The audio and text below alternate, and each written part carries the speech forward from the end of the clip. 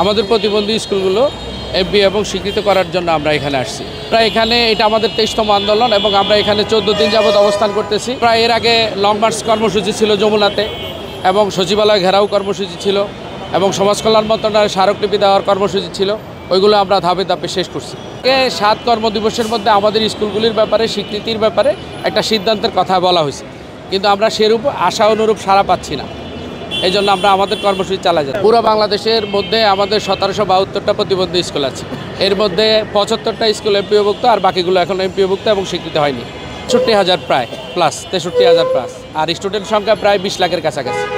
এখন আমরা আমাদের কাজের সিদ্ধান্তের জন্য আগামীকাল আমরা সচিবালয় ঘেরাওর কর্মসূচি আমরা করতেছি। মোহাম্মদ তাজুল ইসলাম ফরাজি, মহাসচিব স্বতন্ত্র ইবতেদায়ী মাদ্রাসা শিক্ষক সমিতি। অনেক আন্দোলনের পরে বর্তমানে মাত্র প্রধান শিক্ষক পায় 3500, সহকারী পায় 3300।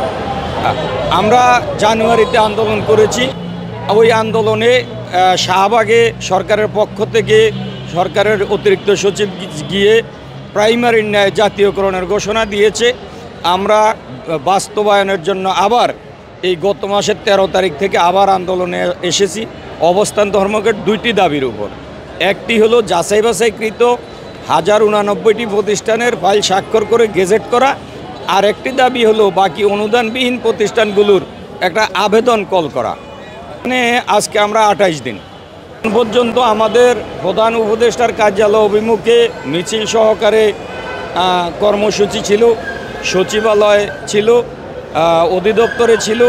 যতদিনেই ছিল ততদিনেই পুলিশের বাধায় আমরা যখন পড়ি, তখন আমাদের একটি প্রতিনিধি দল নিয়ে প্রধান উপদেষ্টার কার্যালয়ে মিটিং হয়েছে, সচিবালয় হয়েছে, অধিদপ্তর হয়েছে। সর্বোপরি আমাদেরকে একটি কথাই বলে দেওয়া হবে, টানা তৃতীয়বার অর্জন করেছে দেশের সেরা সুপার ব্র্যান্ড স্বীকৃতি। অতি দ্রুত হচ্ছে, সেই দ্রুত এখন পর্যন্ত পাচ্ছি না বিধায় আমরা শপথ গ্রহণ করেছি যতদিন পর্যন্ত আমাদের এই 2টি দাবি পূরণ না হবে ততদিন আমরা মাঠ ছেড়ে যাব না। আমরা মঙ্গলবার থেকে অনশনে যাচ্ছি, এই কর্মসূচি ঘোষণা আছে আমাদের। Mohammad Zahid Hossain, Mirzapur high school and college, Rajshahi. আমি সম্মিলিত নন-এমপি ঐক্য পরিষদের কেন্দ্রীয় একজন সমন্বয়ক।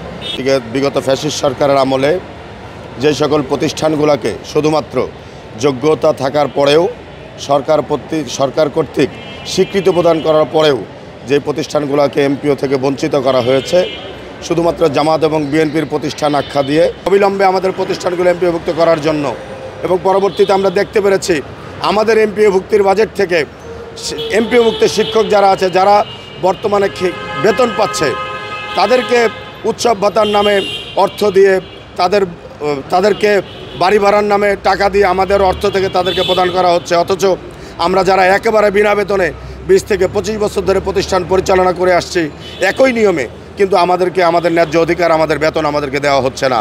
আমরা নভেম্বরের 2 তারিখ থেকে আমরা নতুন করে আবার আন্দোলন কর্মসূচি ঘোষণা দিয়েছি। আজকে আমাদের 7ম দিন।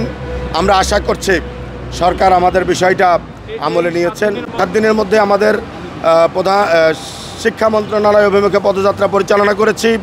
সেখানে পুলিশের বাধার মুখে আমাদের অবস্থানটি আমরা ওখানে তাদের পরামর্শক্রমে আমরা সমাপ্ত করি। তারপরে আমরা প্রধান উপদেষ্টার বাসভবন অভিমুখে পদযাত্রা করি। সেখানে আমাদের 6 জন প্রতিনিধিকে প্রধান উপদেষ্টার কার্যালয়ে নিয়ে যায়, তার সাথে সাক্ষাতের কথা বলে। কিন্তু অত্যন্ত দুঃখের বিষয়, আমাদের প্রতিনিধি দলের সাথে প্রধান উপদেষ্টার কোনো প্রকার কোনো সাক্ষাৎ এখন পর্যন্ত হয়নি। পর্যন্ত যতটুকু আমরা আশ্বাস পেয়েছি, শিক্ষা মন্ত্রণালয় থেকে আমাদেরকে আশ্বস্ত করেছে আগামী মঙ্গলবার অথবা বুধবার হয়তোবা তারা আমাদের হাতে এসে প্রজ্ঞাপন হস্তান্তর করবেন। কিন্তু আমরা প্রজ্ঞাপনে বিশ্বাসী না। আমরা আশা করি সরকার সরাসরি প্রজ্ঞাপন তো দিবেন, পাশাপাশি প্রজ্ঞাপনে সুনির্দিষ্ট দিক নির্দেশনা এবং দিনক্ষণ উল্লেখ করে আমাদের প্রতিষ্ঠানগুলো এমপিওভুক্ত করে প্রতিষ্ঠানের কোড সহ প্রদান করার জন্য প্রজ্ঞাপনে বিস্তারিত সব কিছু উল্লেখ রাখবেন। অন্যথায় আগামীকাল রবিবার থেকে সারা বাংলাদেশের শিক্ষকরা পুনরায় ঢাকায় এসে এই প্রেস ক্লাব চত্বরে সমাবেত হবে এবং আগামীকাল থেকে শিক্ষা মন্ত্রণালয় ঘেরাও থেকে শুরু করে পর্যায়ক্রমে আমাদের কঠোর থেকে কঠোরতম কর্মসূচি সামনে এগিয়ে আসছে।